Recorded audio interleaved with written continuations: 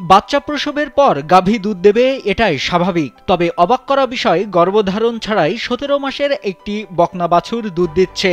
অস্বাভাবিক এ ঘটনায় চাঞ্চল্য ছড়িয়েছে এলাকাবাসীর মধ্যে।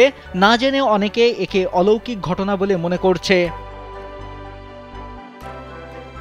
সরেজমিনে গিয়ে দেখা যায়, ১ বছর আগে বিদেশি জাতের ৪টি বকনা বাছুর দিয়ে একটি খামার শুরু করেন মোহাম্মদ মহিউদ্দিন ফকির। তাদের মধ্যে ১৭ মাস বয়সী একটি বকনা বাছুর হঠাৎ দুধ দেয়া শুরু করে। প্রথম কয়েকদিন ১ থেকে ২ লিটার দুধ দেয়।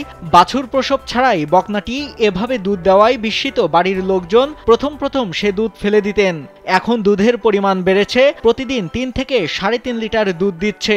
পরিবারের সদস্যরা এই দুধ পান করছেন, মাঝে মধ্যে এলাকার লোকজনকেও বিনামূল্যে দিচ্ছেন। আমার ৪টা গাভী বাচ্চা আছে, তার ভিতরে একটা বাচ্চা আলহামদুলিল্লাহ বিয়ায়ও নয়, ঘরেও নয়, কিন্তু দুধ দেয় সকাল বিকাল। আমি অনেক লোককে দুধ দিছি, বাচ্চা ছাড়া দুধ দিয়েছে। দেখে অনেক গ্রাম থেকে অনেক মানুষ আছে এবং পাতারার থেকে অনেক লোকজন দেখছে যে কিভাবে বাচ্চা ছাড়া গাভী দুধ। ক্যামেরায় ওয়াও, স্টাইল দেখাও, Xenon X21 পারলে ঠেকাও। এদিকে গর্ভধারণের আগে বকনা বাছুরের দুগ্ধবতী হওয়ার ঘটনায় এলাকায় চাঞ্চল্যের সৃষ্টি হয়েছে। দূর দূরান্ত থেকে বকনা বাছুরটিকে দেখতে আসছেন অনেকে। কুসংস্কারের প্রভাবে কেউ মানত করে সে দুধ কিনেও নিচ্ছেন। বাছুর ছাড়া যে আমাদের চাচা মহিউদ্দিন ফকির, তারা একটা গাভী আছে, দুধ দেয় বাছুর ছাড়া। ঠিক আছে, এটা আমরা আমাদের গ্রামে প্রথম দেখলাম।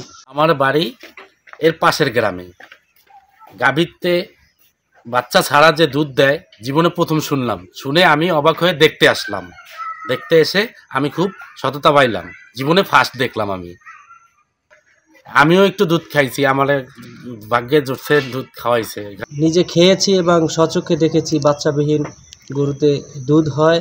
স্থানীয় প্রাণী সম্পদ অফিস বলছে, বিরল হলেও এ ঘটনা অস্বাভাবিক বা অলৌকিক কিছু নয়। হরমোনের প্রভাবে প্রাণীদেহে নানা রকম পরিবর্তনের মতো এরকম ঘটনাও ঘটতে পারে।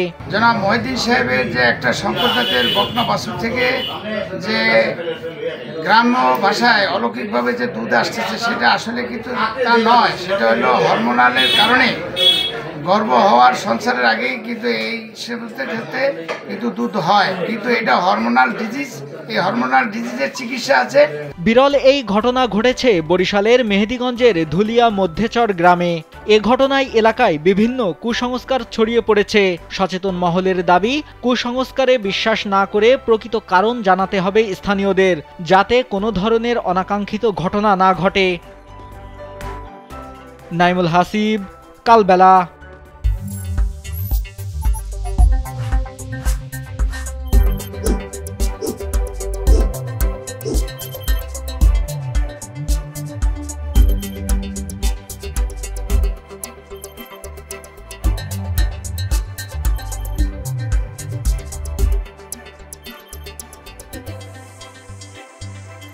Thank you.